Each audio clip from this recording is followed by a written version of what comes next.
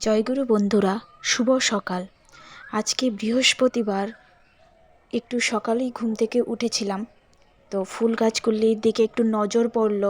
যেহেতু একটু গরম পড়ছে, ফুলগুলিও ধীরে ধীরে ফুটতে শুরু করেছে। আজকে দেখলাম অনেকগুলি ফুল ফুটেছে, তো ভাবলাম তোমাদের সাথে একটু শেয়ার করি।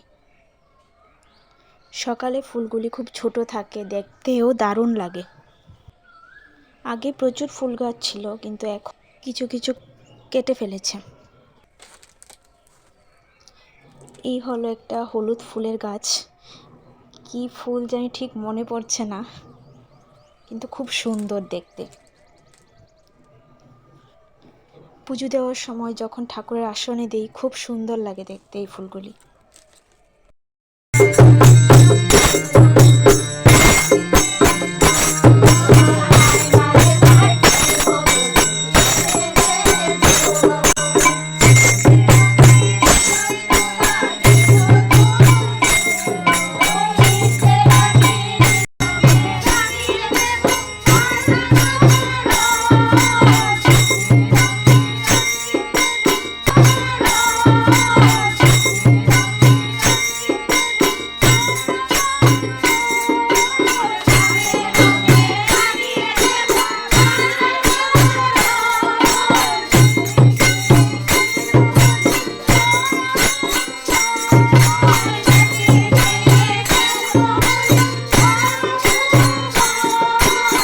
প্রতি বৃহস্পতিবার এখানে মায়েরা মাতৃসম্মেলন করেন।